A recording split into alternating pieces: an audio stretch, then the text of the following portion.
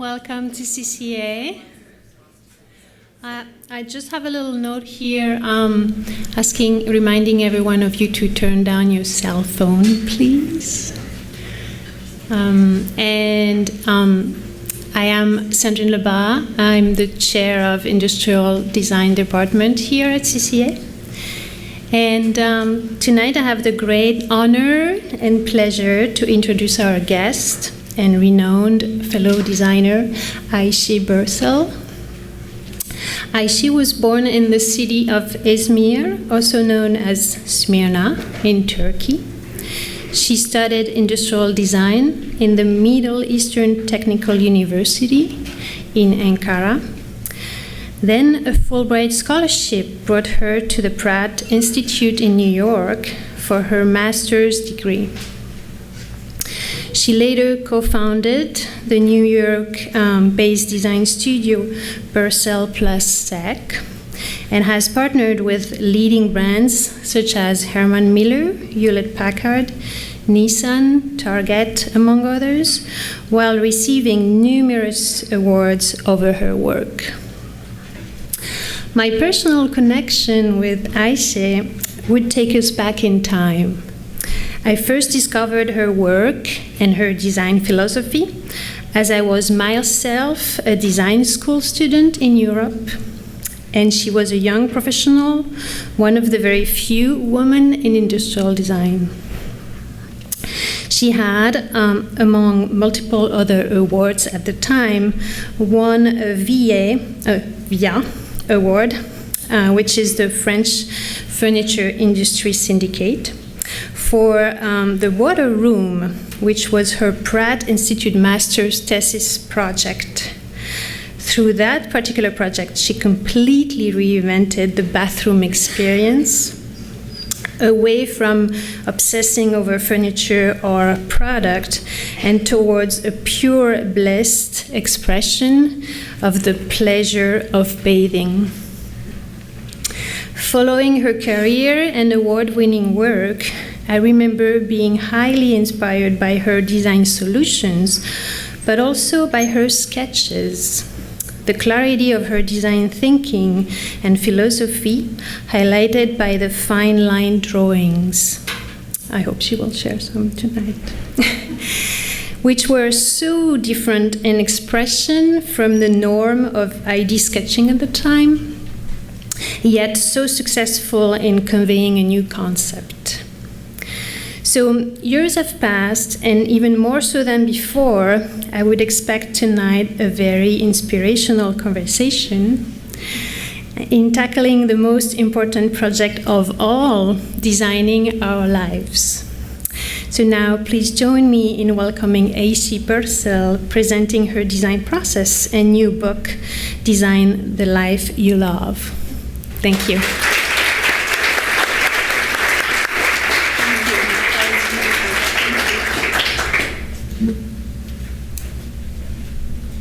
Thank you, Sandrine. That was a wonderful introduction. I'm very touched and honored to be here.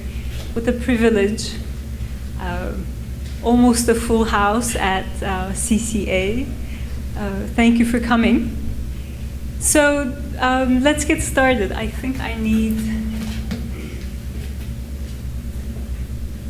Yes, there'll be lots of sketches tonight.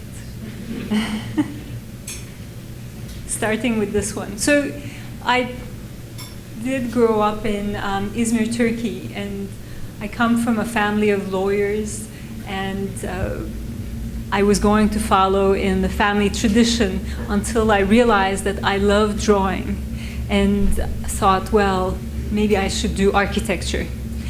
And then I was finishing high school, and the family friend came to tea. And he said, oh, so you want to do architecture, but have you thought about industrial design? Can you hear me in the back? Yeah. That's good? Okay. So, and I had never heard of industrial design before. And so he said, look, in using a teacup similar to this one, he said, you see how the rim is curved? That's so that the cup can fit into your, your mouth, your lips. And then it has this handle so that you can hold hot liquid without burning yourself. And then it has a saucer, right? That's so that if you spill some tea, you won't ruin your mom's tablecloth. And then at that moment, I fell in love with the human scale of industrial design. And I thought, that's what I want to do. And that was the beginning of my adventure.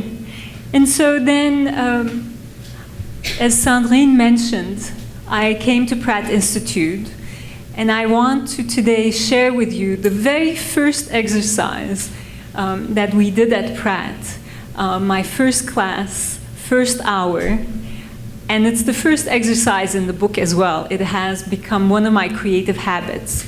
So now I want to share that with you and ask you, I think you all have, when you were coming in, you have a similar outline to this on a page.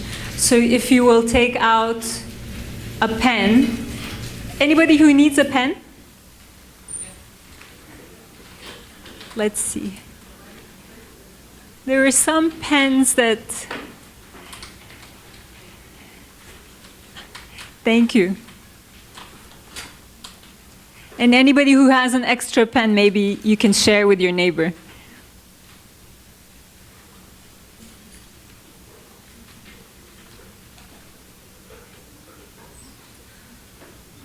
Sandrine, there's one in the front.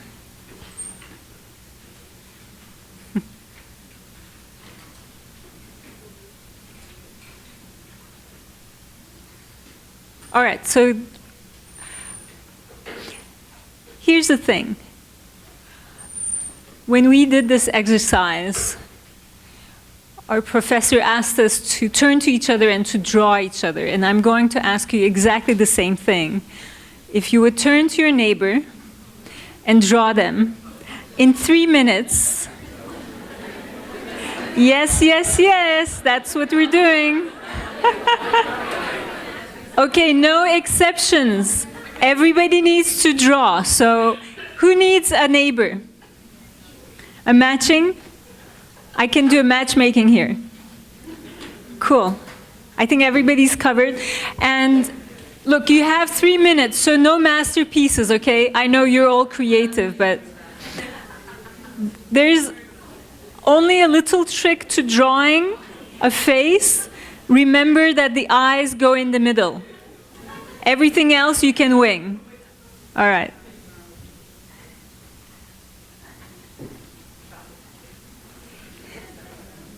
Do you feel your right brains warming up? And I have some of my oldest friends here, so now I can be like, let's see how you're doing.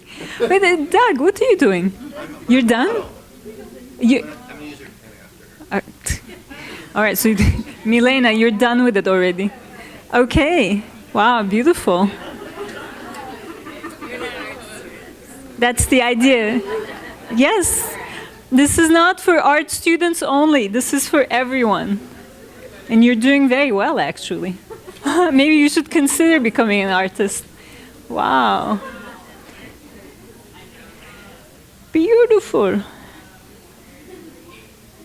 Beautiful.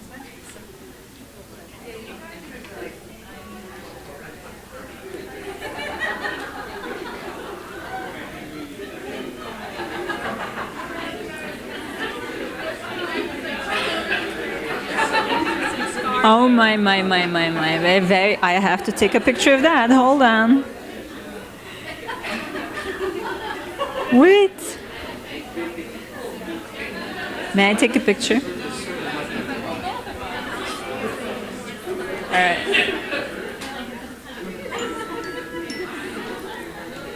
Thank you. Oh my, dude, that's beautiful.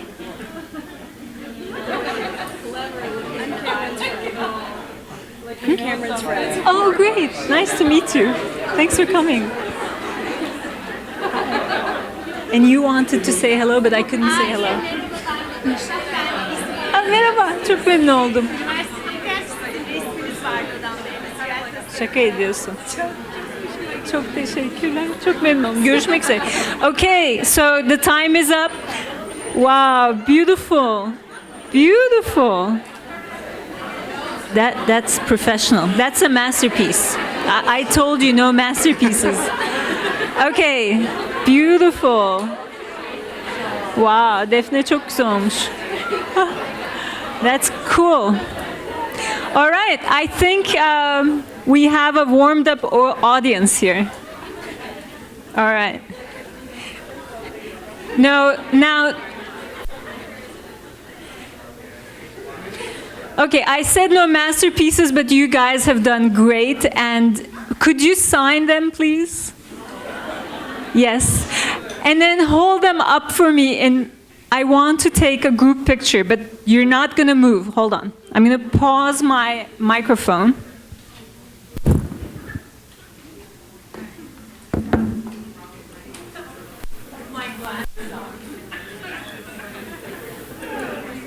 Okay, everybody hold them up high. Let's show everyone how this is done.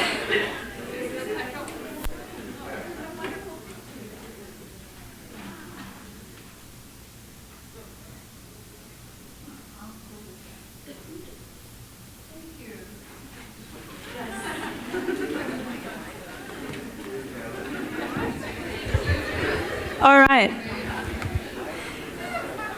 So,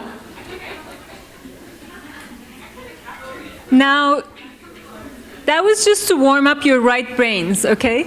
But this is a kind of a magical exercise, because when I did the exercise for the very first time, so Ayse from Izmir, sitting next to Rodolfo Sanchez from Argentina, we drew each other. And then he's, to this day, one of my oldest and best friends. And so, you might become best friends with the person that you drew. Yes, that's the trick to this exercise. That's why I like doing it. Da-na-na-na. Okay, let's move on. So then I spent almost 3 years at Pratt, got my master's, and then I started designing products. And I've designed almost everything, from toilet seats that are easy to clean, to this was actually my very first project coming out of school, office accessories for Knoll that I did with my thesis advisor and chairman, Bruce Hanna. They're still on the market.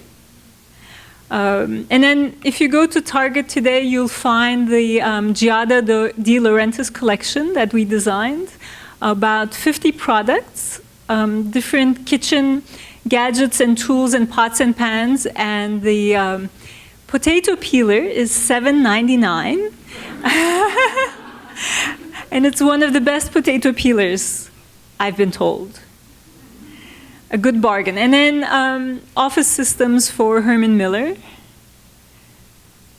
And even automobiles, starting for Renault, the French automobile manufacturer. And that actually is the beginning of our story of how this book that I'm here to talk to you about came to be. So, let me tell you a little bit about that. So that automobile, that was in 2001, and I had just started working with Renault, and they called me up and they said, Ayse, we're going to send you one of our best designers, and you're going to fall in love. Well, they said, you're going to love him. And apparently they told Bibi the same thing. You're going to love her. So then when we met, we did as we were told, and we fell in love. Yeah. That's how office romance works. And then, so then things started happening really fast after that, because we had 2 daughters, and then Bibi, who was living in Paris, he moved to New York with his teenage son. And then we had to look for a larger apartment because we now had like 3 kids suddenly. And then we became partners and we started Birsel plus Seck. We moved our office to a penthouse office. And so things were really like happening fast. My life was designing itself, really. And I was happy. And we were parenting full-time, working like crazy, and that was a good life. And then, boom, the economy crashed. And all our clients, almost overnight, took their work in-house. I think we were an easy line item for them to cross out. And we found ourselves with no projects, with no clients, which was something I was really not used to. I was used to working hard and kind of collaborating with clients. And so it came as a shock. And here I was with all these responsibilities. You know, I had a family to take care of. Plus, I had uprooted Bibi from Paris, and I felt responsible for him. Even though he's an optimist, and he was like, "No, we'll be fine." I was like, "But how?" You know, and so, in all my efforts to find new projects and clients, I came up empty-handed. And you know, when we had started our company together, we joked about like, oh, we're putting all our eggs in one basket.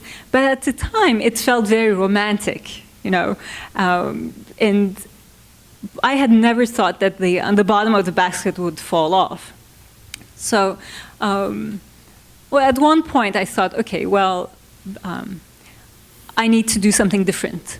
I should go see some headhunters and get a job. You know, that should be easy. So then I called up some headhunters, and some of them I knew, and went and talked to them. You know what they told me? They told me, well, you're not hireable. And I was like, what? And they said, well, look, you've never worked in an office before. And it's true.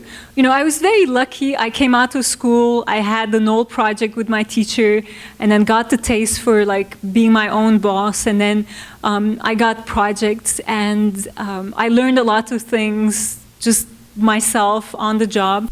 And I never had a boss. I never had a performance review. And so they didn't know what, you know, these headhunters, they didn't know what to do with me. So they said, you're unhireable.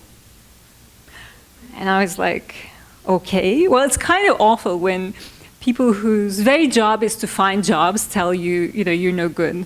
So I went home and I kind of questioned everything that I had done up until that point. And I thought, you know, why didn't I go work for someone from the get-go? And kind of like, why did I convince Bibi to move to New York to become my partner? And then, like, we could have stayed in Paris.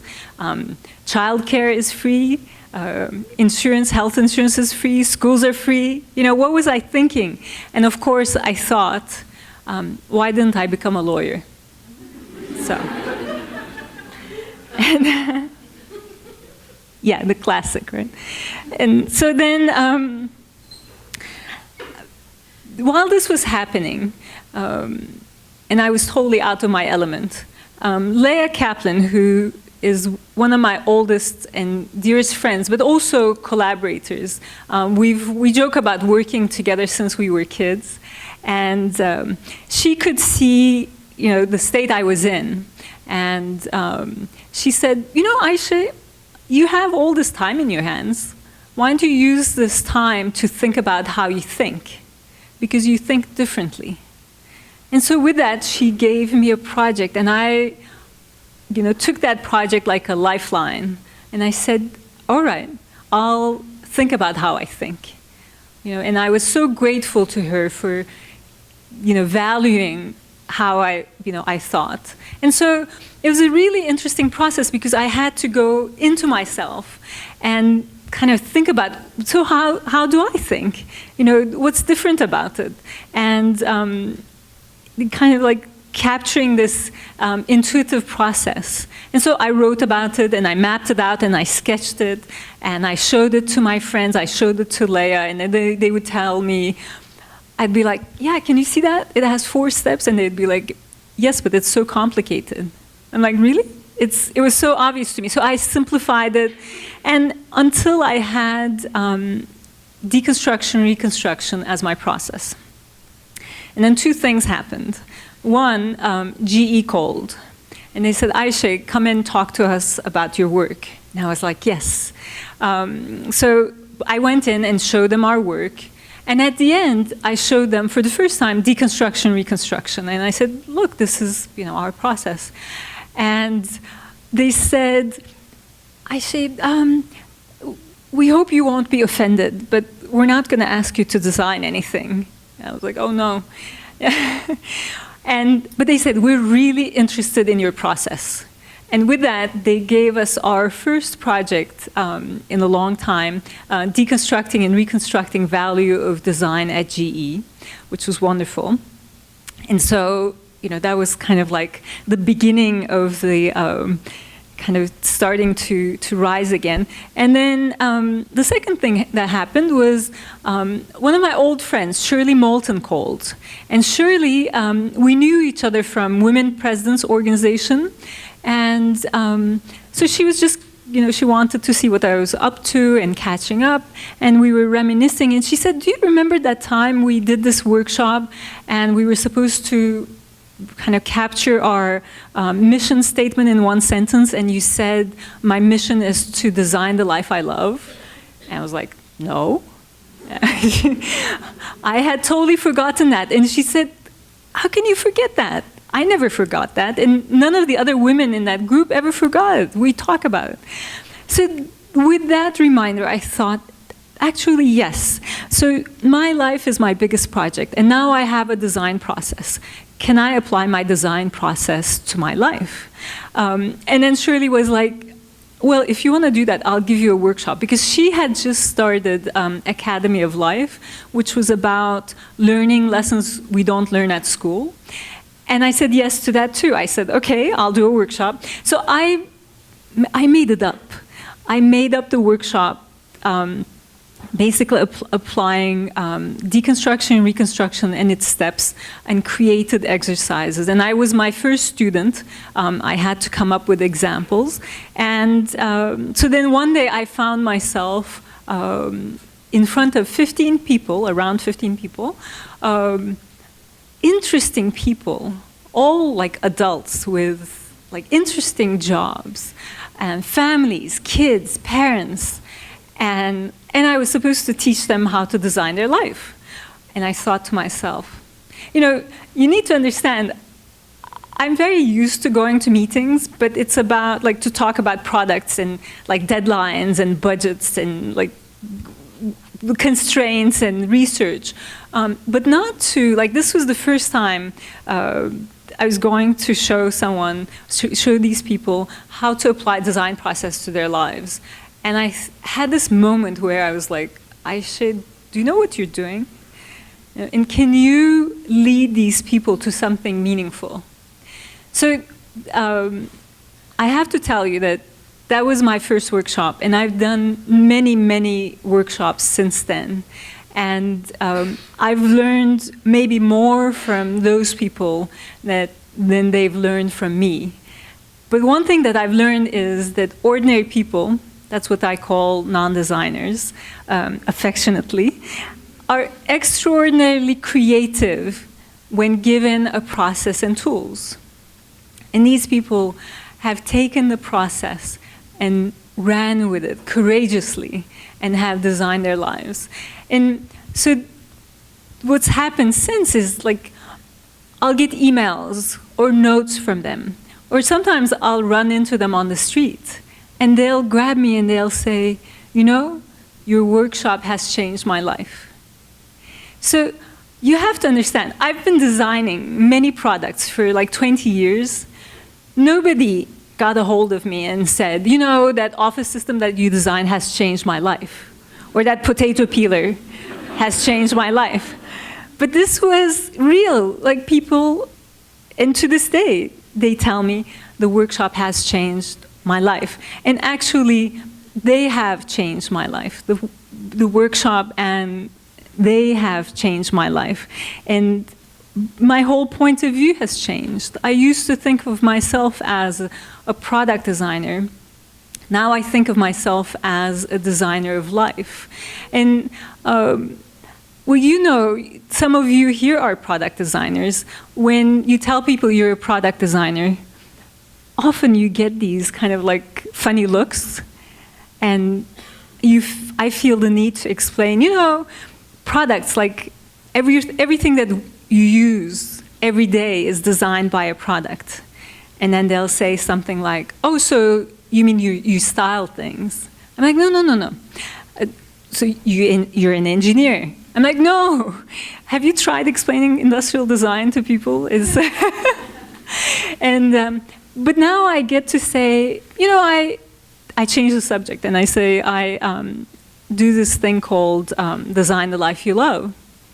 And they're like, oh, I want to do that. When is your next class? And I think that it's because there's this really organic connection between design, life, and people. And that people can see themselves as designer of their lives. And perhaps it's also because things have changed so much.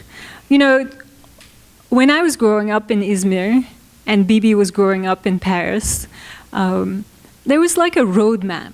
Like there was a set of rules that if you did like this, if you went to school, maybe if you did your master's even better, and then you get a job and you know, you fall in love, you get married, you have kids, there was like a clear roadmap to how to live a good life. Is there a roadmap today?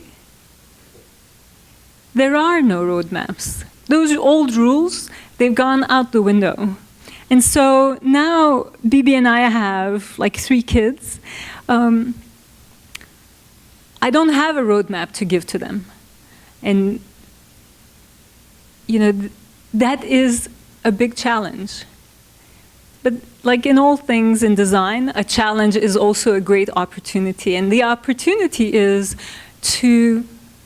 there are no roadmaps, there are no rules. So why don't you design the life you love? Why don't you think about life with creativity, optimistically and playfully, and come up with your own rules and create an original life for yourself. You know, a life that is coherent with who you are and your values. And instead of letting life come to you, why don't you go at it with creativity? So to me, that's what I want to teach my kids, to design their lives. And I also want to teach it to you, by the way. So, and that's why we have a book. Thank you.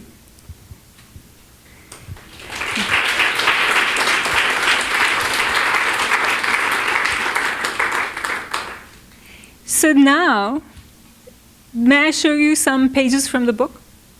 Yeah? Cool.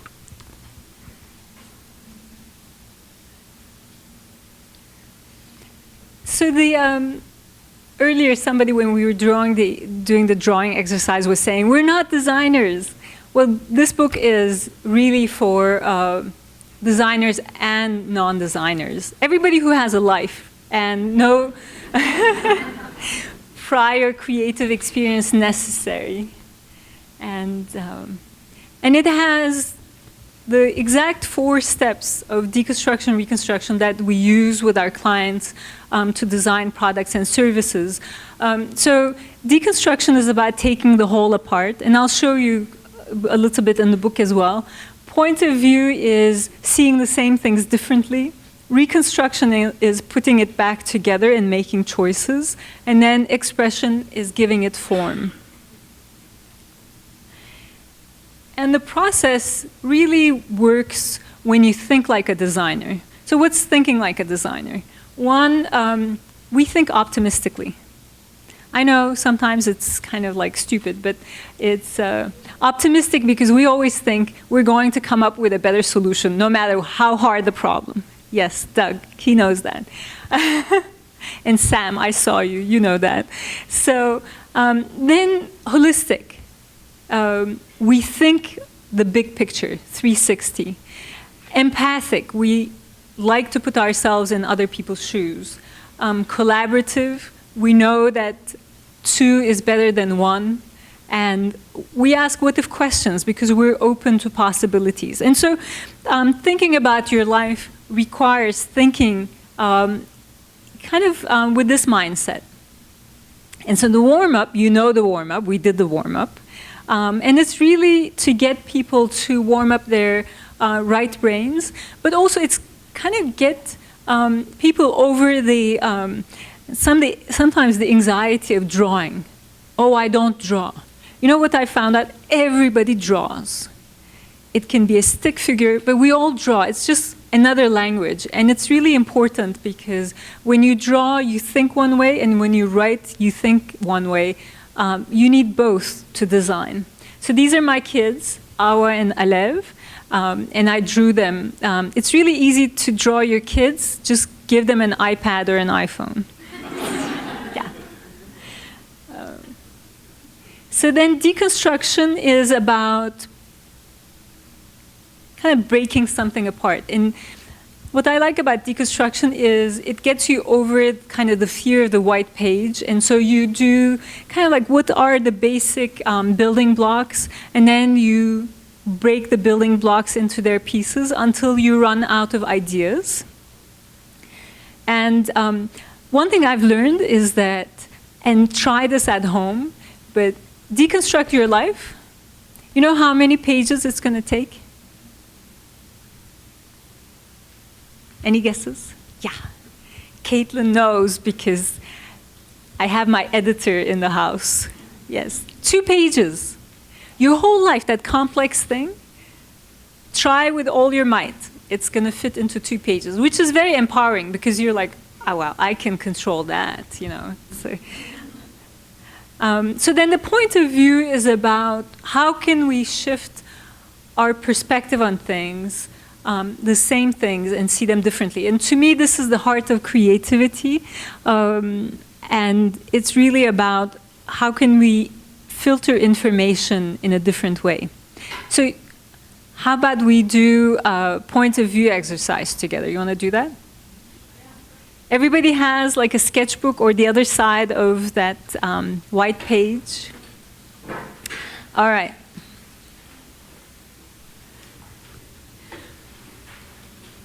So one of the exercises in the book is about heroes, and that's what I wanted to do together. Sandrine, are we good on time? We're good on time? What time is it? 7:45. Okay. We'll do this like for 5 minutes. So you know that every creative project needs some inspiration, right? So when it comes to designing your life, I thought, what can I tell people to, for inspiration? And I thought, I know, other people. So we'll call them heroes. But they're not superheroes. They're simply people that we're interested in, that inspire us somehow. They have some qualities that inspire us, and maybe that we try to emulate. So, and they can be people we know, mom, daughter, grandfather. They could be people we know of, like Michelle Obama. I don't know her personally, but she inspires me. It could be artists, architects, scientists, do-gooders. So they could even be fictional. Just find one hero for now, and we'll do it, again, in 3 minutes. But here's how to do it. Write their name. Do a little icon for them, okay? So that's the drawing part. But then write the qualities that you see in them, that you admire or that inspire you. Our time is up. I need a piece of paper.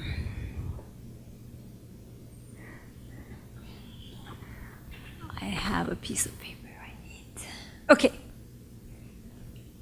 All right, so now you've done half of the book already, okay? All right. Where can I sit down? Who wants to share a hero with us?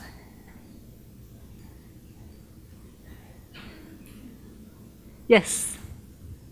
Do you want to tell us your name? Yeah, I'm Tina. Tina. And who's your hero?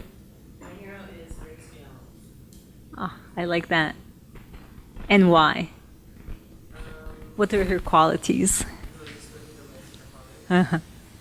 Beauty, independence, creative expression, fashion icon, singer, songwriter, trendsetter, unique, feminine, androgynous, powerful, playful, fun, dramatic, theatrical, costumes, reinvents herself, honest. Beautiful. Fearless, right? Thank you, Tina. That's wonderful. And thanks for being the first, like not being afraid to speak up. Okay. You gave the whole thing away. Come on. Hold on. Okay, who wants to tell us another hero? Yes. And what's your name? My name's Allison. Allison. I chose one of my dear friends, and share with her. Yes, please. She's very empathetic and loving. She's kind. She's adaptable. She's loyal. She's open-minded, optimistic. She's not superficial. She's a nature lover, and she's good at reading maps. That's a good quality. Good at maps. All right. Thank you, Allison. That's very cool. Is she here? You're going to tell her? Okay. Yes, you need to send her that page. Yeah, very cool. There was another hand in the back. Yes, please. What's your name? Mara. Mara. All right, so mine is my aunt. Cool. Never graduated from high school, but is in fact always learning, worldly, far surpassed society's expectations for her. Most excellent taste in all things aesthetic, natural and creative chef, opened my eyes to the world, self-directed, wicked and cynical sense of humor, tells the truth. Wow, what a cool person to have as an aunt. She rocks. She rocks. All right. Perfect. Thank you. I want to meet her. Okay, another hero? Yes. And what's your name? Isabel. Isabel. It's my grandma, Mm-hmm. and the biggest characteristic is that even though she's brave, humble, has a lot of energy, courage, she's 80 and she has done the Santiago Road twice at 75 and 78. Wow. But she doesn't know everything. Mm-hmm. And so for me, she keeps learning Uh-huh. forever. She has many, without friendship is very important. She has hundreds of friends. She doesn't quit, relate, and she keeps moving. She's spiritual, power, and Beautiful. You're going to tell her that. yeah. Yeah. One more? Yes. In the yellow. Yes, what's your name? Carrie. I took my aunt as well. She worked for UNESCO. She's a diplomat. She lived in a lot of different countries and spoke. Oh, I didn't know that there was a microphone. Wow, I didn't know either. Yes. For me Yeah, we did. Okay. So the qualities I wrote were curiosity for life, love of travel, lived in many different countries as a cultural attaché for UNESCO, spoke many languages, fought for what she believed in. She was one of the foremost changers of women's rights. She lived in Washington, D.C., as well as a bunch of different countries. She was an artist, and she loved beautiful things. She had amazing style, very individual style, and her home was the same. She had all these things from all the different places where she lived. She had, and she was a fierce individual. And she never got married. And I remember at one point when I was in college, I was reading all these women's studies books and stuff, and my dad told me that I should stop reading those books because I was going to end up like my Aunt Barbara. Yeah, she was amazing. That she does sound amazing. Thank you for that. All right, so let me go back up. Thank you for sharing. And here's the thing. And Tina kind of said it. So Tina, those qualities of Grace Jones, beauty, and, well, now I can't read my own writing, so hold on one second. Let's hear. Individuality, being unique, playful, and reinventing herself. That's you. Are you her friend? Do you know her? That's her, right? I think so. And Allison, empathetic, kind, adaptable, optimistic, not superficial. Are you good in maps? Huh? So, okay, everything except that. Mara, that learning, individual, creative chef and with wicked, cynical sense of humor and truth. That's you. I get a yes, right? Yeah. And Isabel, your grandma, brave, humble, courage, who has lots of friends and keeps on learning and doesn't quit and is spiritual. That's you. And Carrie, your aunt, who's this fabulous woman who has an individual style and loves traveling and fought for her beliefs. That's also you. I know this because the qualities that we recognize in other people that inspire us are things that we have and we want to have more of. These are our values. And so, here's what you need to do. You know your heroes' names? Cross them out and put your own name. Yeah. Put your own name because those are your values. And if I were to ask you, well, if you ask me what my values are, it's such a hard question. And I don't think the answers would be as rich as the ones that your heroes inspired in you. But now that you have your values, and everybody else, well, we kind of gave away the whole exercise, but nevertheless, do it. And those values will sustain your life design. Just like in design, you know, you have to have your values as a designer, your client's values, your user's values, and that's what sustains the design process and gives it meaning. Same thing with your life. So I was once doing this with kind of like a group this size, about 100 people at a beautiful auditorium with some interior designers, and I told them the same thing. Cross out your heroes' names and put your own name down. And there was this beautiful woman in the audience, and her hand shot up in the air, and she said, "I can't." Look, I'm on stage. I'm telling you to cross out the name. I don't want to hear "I can't." And so I was like, "Really? Why?" And she said, "Because I put God there. And I was like, oh, okay.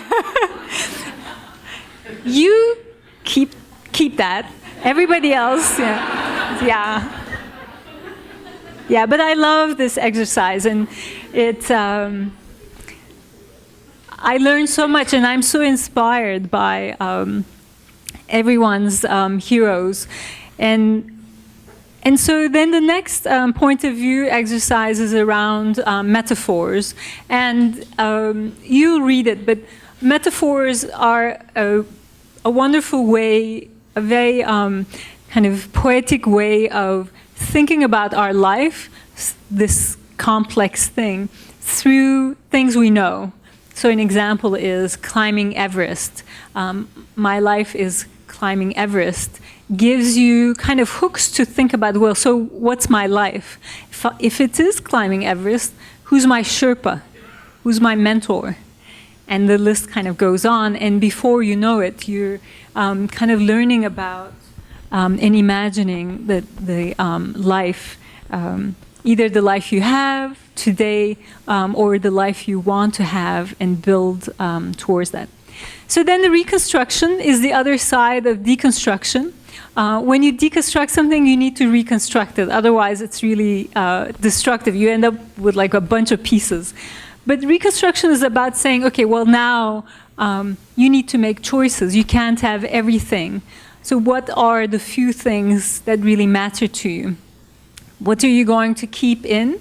What are you going to leave out? And what are you going to change?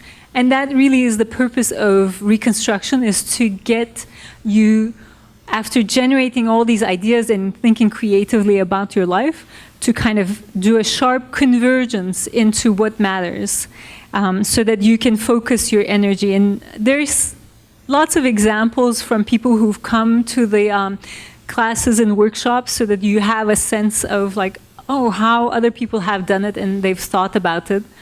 And then, but that gives you kind of like a skeletal, a very simplified version of the foundation for your design, but then you need to express it and you need to give it some form. So you'll see there are different exercises for expression, all the way ranging from you can write a letter to a loved one about the life you love, to yourself. You can even write a poem, you can do a to-do list, or you can do a vision map.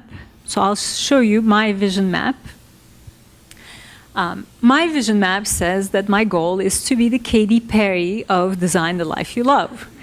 Now, this is kind of to show you that you can be as free thinking and crazy as you want to be. It's your life, right?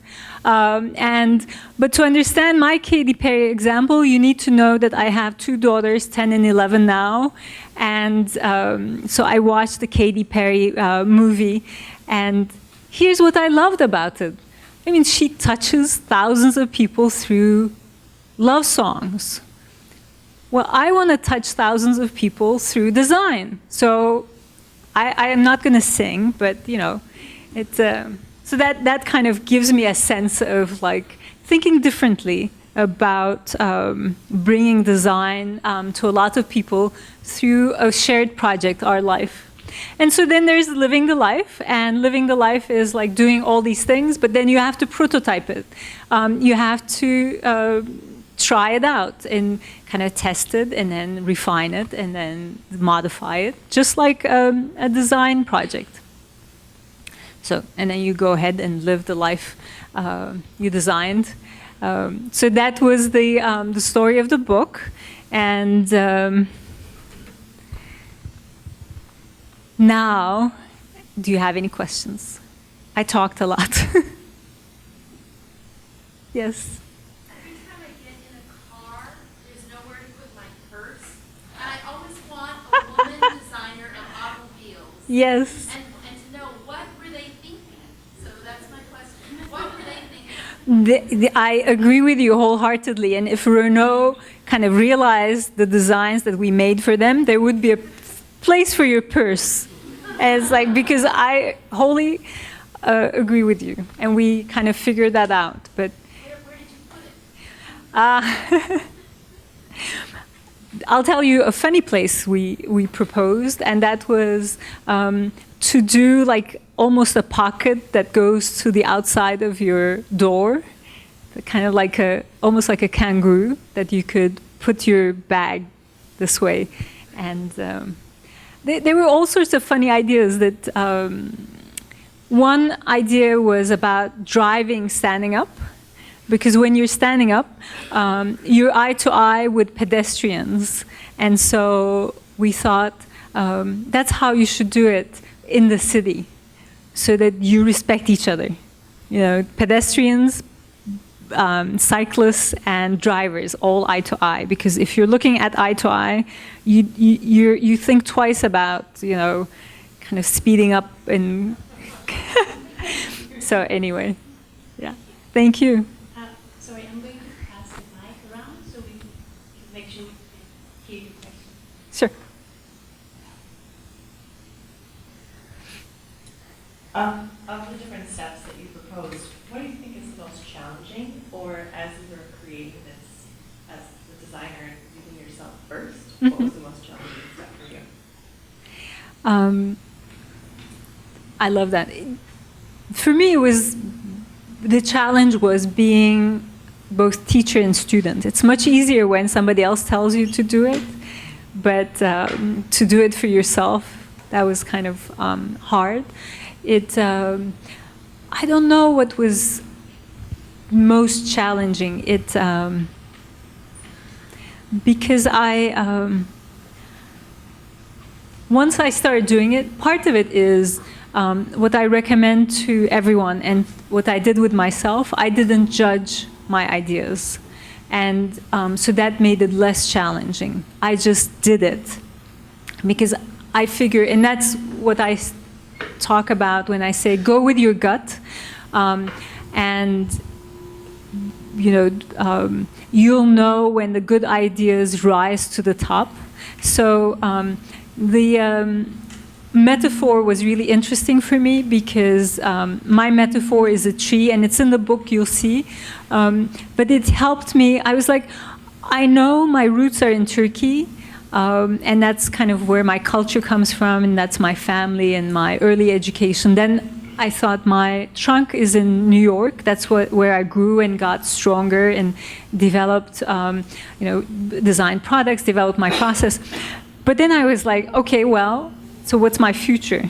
Since I'm in this tree mode, what are my leaves and where do I grow?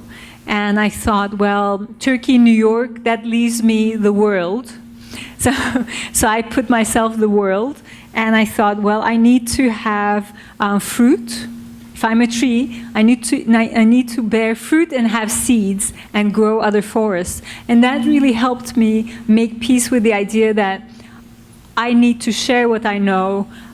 Of course I should write a book. Of course I should do workshops. Of course I should teach my clients how to deconstruct, reconstruct. And that was incredibly helpful, because I'm an introvert. You wouldn't have guessed that, right? But I am an introvert, and I've learned to become an extrovert. And I felt kind of like I wasn't being myself, and I struggled with that. I'm like, how come I'm an introvert and I want to talk to all these people? And that tree metaphor helped me feel like, well, if I need to have fruit and seeds, that's what I need to do. I need to kind of touch as many people as I can. So, and then I can still be an introvert when I go home, which is not possible with kids, but okay, it's like. Any other questions? Yeah, please. How does this process that's very personal, how can you apply it when you actually are designing with others or for others? What lessons can you take when you're in the position of a designer?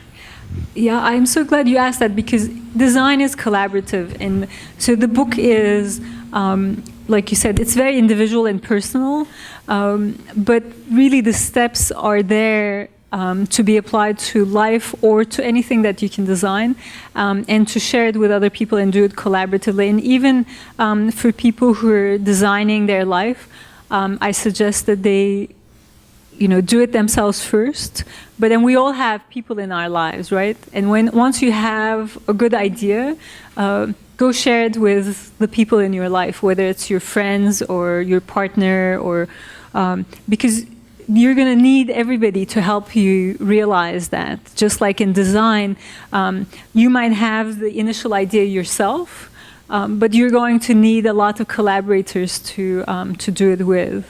But what we do, so design the life you love in a way is my moonlighting job. But what we do with clients is we collaborate with them and we show them, look, these are the steps of the process and these are some of the creative exercises. And we actually design and think together. So it's much more fun. Thank you. Yes. Did it surprise you that your design process might work for your life? And as it occurred to you, I think this might work, I think this might work, and you kept working with that. Could you talk a little about how your head, how you came to feel more solid that that process, which used to work with concrete and plastics and whatever, might work for the rather disorganized parts of our lives? Exactly. I have to admit that it was not all kind of planned and articulated. It was really, I started as an experiment. And today, actually, I call everything an experiment. I've learned that it's like, I don't know how to do that, but I'll experiment. And so I experimented, and what gave me confidence were other people.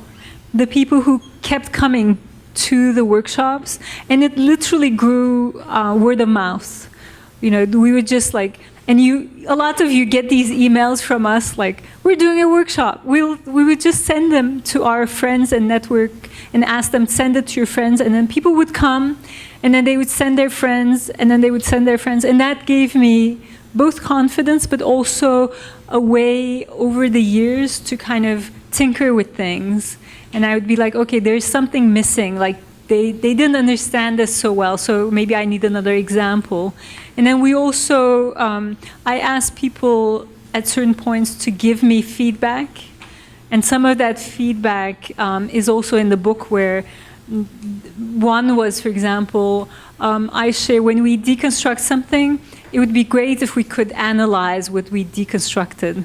And I realized that was something that I would do myself in my head, but I didn't think of putting that out there. So now there's like an analysis page of like, did you see a pattern when you deconstructed? Was there an aha? Was there a constraint? So it just gradually over time, like it was slow cooking basically. And when I started, like I said, I was my only student. And I just first tried to make it make sense for me, and then make sense for other people. And then the book came really later as down the line as something where people started asking me, is there a book? And I was like, no. And then at one point I found myself saying, yes, I'm writing a book. And then once you say that, you're like kind of obliged. So, yeah. Actually, I do have a question before I pass along. In your book, you talk about life as the chicken soup. Oh, yes. And I love that example. Can you elaborate? Can you talk about it a little bit? Yeah, Caitlin, you should answer that. Caitlin, you want to just introduce yourself? Caitlin, I'm going to put you on the spot. She's my editor, and from 10 Speed Press. She's amazing. Thank you. Should I talk about the soup? Yes. Well, this was actually something that we went back and forth about a lot, deciding whether or not to keep this in the book, because this was something that originally was a very long section, using soup as a metaphor for life. And there's a certain way to make soup. You make chicken soup. There's these kinds of ingredients. There's, the way of expressing soup as we know it. And Ayse proposes, if there's another way to make soup, what if you, instead of using this kind of ingredient, you use that ingredient, and what if instead of serving it hot and putting it in a bowl, you decide to blend it and freeze it and make it into a futuristic space soup that you eat as a popsicle. And so there's a different way of sort of expressing. Am I getting this right? Yes, okay, good. totally. Yeah, right. Yes. Just making sure. And so, the soup as sort of a metaphor for something that feels familiar and that but there's a new way and a different way of thinking about it if you just sort of experiment with it. Yes, and then you wanted to keep that. I wasn't sure, and Caitlin was like, no, we should. People really respond to it. I think people, so we all know soup, and it's a good way of thinking about the changes we can make to something that feels really familiar to us, I think. Yeah. So the idea is, if you can deconstruct and reconstruct soup, you can deconstruct, reconstruct life. So it's that easy. Yeah. Thank you.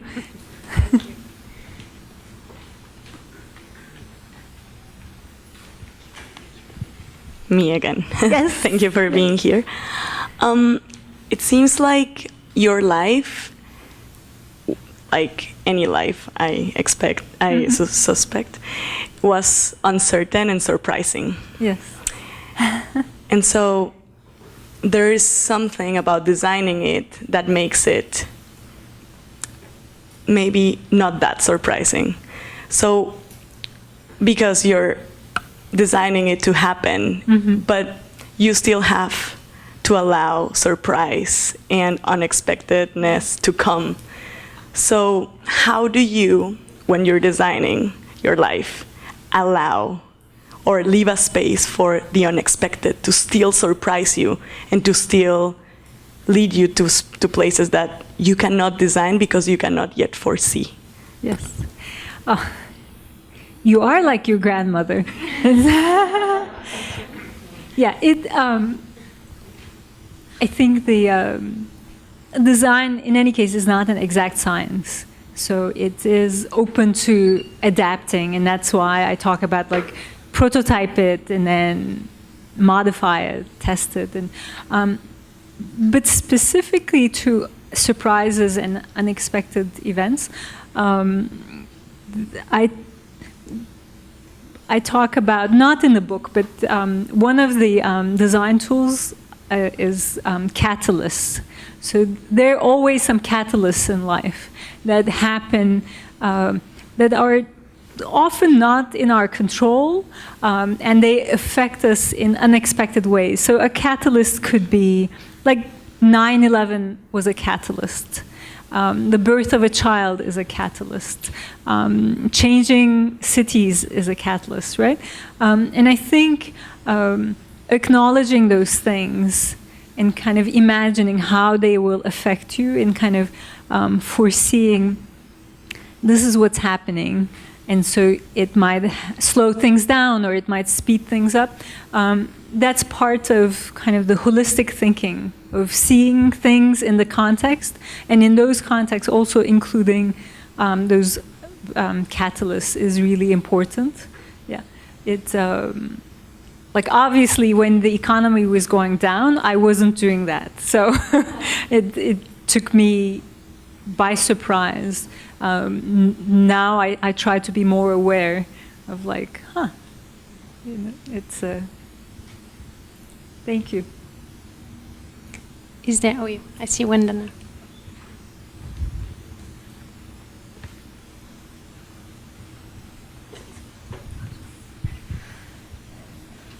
Can you talk a little bit more about the challenges and how to stay focused on, elements of the design within your life, or whether it's with a product? I feel like, coming up with the concept and the pathway and going through that process is kind of the easy part for some and maybe not for others, but then actually implementing that and putting yourself out there and going down the pathway. Like, what's your advice for dealing with the challenges when fear rises and when you present your ideas and insecurities come up, and how do you stay focused with that good idea that's come out on top when others might be saying else? Yeah. Other things.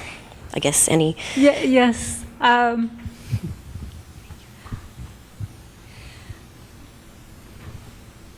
two things come to my mind. One is, I think we all have those fears, and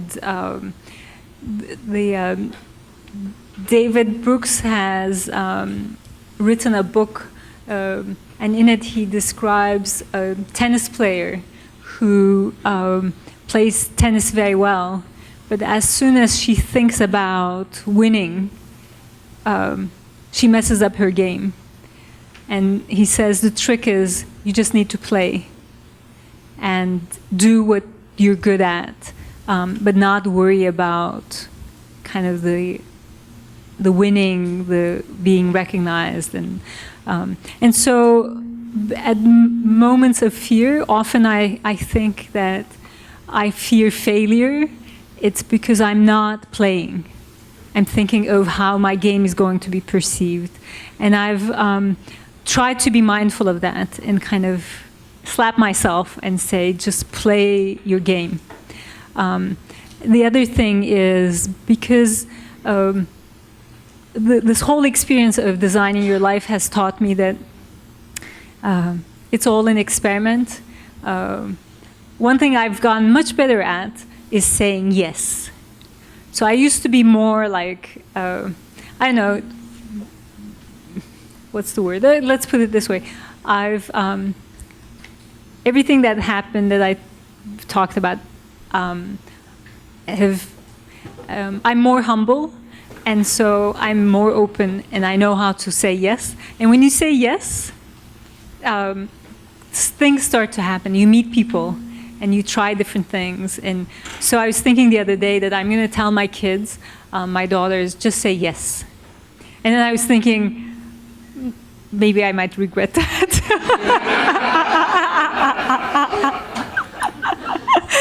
So, yeah, that's... Any more questions? So I want to invite everyone to hang out just outside of the auditorium. Ayse will be signing books, and the books are available for purchase. And before we all head out, thank you very much, Ayse, for coming tonight and sharing your thoughts. Thank you.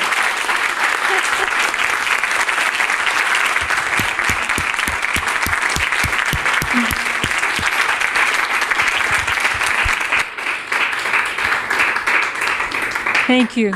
What a great audience. Thank you for staying, hanging in there.